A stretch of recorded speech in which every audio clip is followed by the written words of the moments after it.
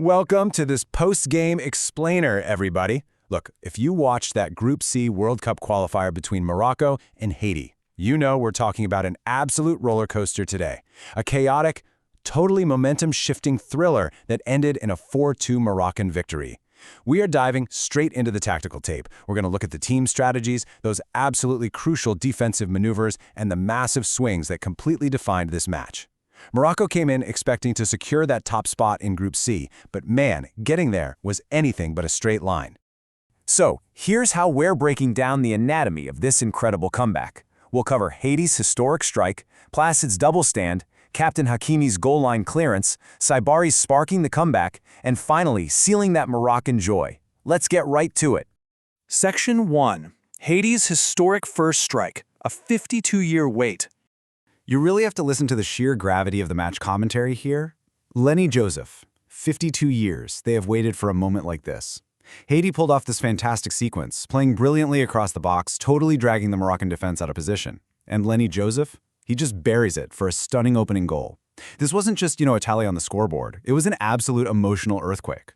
52 years. Just think about that. Half a century of waiting for a moment exactly like this, against a giant of the sport. You can imagine the emotional weight of that number, right? It instantly ratcheted up the pressure on the heavily favored Moroccan side.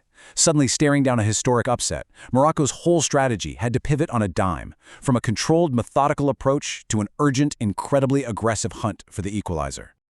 Section 2. Placid's double defensive stand. The wall. Okay, here's where the tactical battle gets fascinating. A Moroccan attacker is found brilliantly in the box. The setup is literally picture perfect. But Johnny Placid is right there to just completely stuff the initial attempt, and then, right when the rebound looks like a sure thing, Placid recovers instantly to make this unbelievable secondary stop. It was flawless positioning and rapid-fire reflexes entirely shutting down a perfectly executed attack. He stops them not once, but twice. This was such a massive momentum killer. Morocco's offense was doing everything right tactically, making all the correct moves, finding those brilliant passes, but they were running headfirst into a one-man wall. You know how it is. When your team strategy is firing perfectly but you still can't break through, it really starts to mess with your head. Moving to Section 3, Captain Hakimi's goal line clearance, the anchor. This next moment perfectly illustrates the tactical tug-of-war happening on the pitch.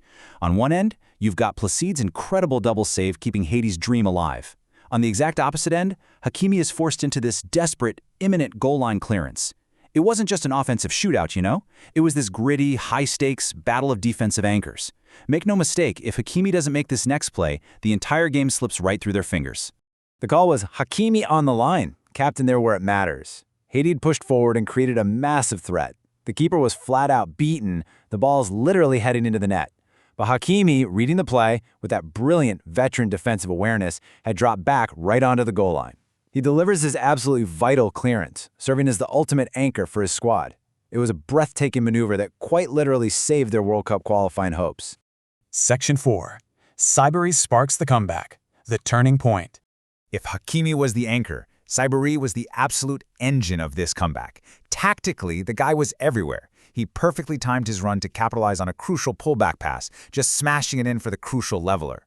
But his impact went way beyond that single goal. Actually, scratch that, his constant, aggressive movement was what kept the Haitian defense completely scrambling, generating all this dangerous forward momentum. He was so incredibly active in exploiting space that he generated another solo opportunity later on, pulling it just wide. He was completely dictating the pace of the game. So look at the timeline of match momentum. The anatomy of this comeback is just a complete masterclass in resilience. First, you absorb that massive blow of Haiti's historic opening strike. Then you try to punch back, but get denied by Placid's double saves. Then, just as total disaster is looming, Hakimi drops the anchor with his goal line clearance. And finally, building off that sheer defensive survival, Saibari delivers the leveler. It's textbook execution. Survive the early shock, rely on your defensive leaders, and execute your offensive strategy to claw your way right back. Section 5. Sealing Moroccan joy. The floodgates open. All that relentless tactical pressure finally broke the dam. The Moroccan side executed this beautifully timed play, allowing the ball to be flicked on. And Soufiane Rahimi was right there in the perfect spot, finding the time and space he needed to capitalize with a brilliant finish. The Haitian defense had simply spent way too much energy defending those early waves and chasing Sabari all over the pitch.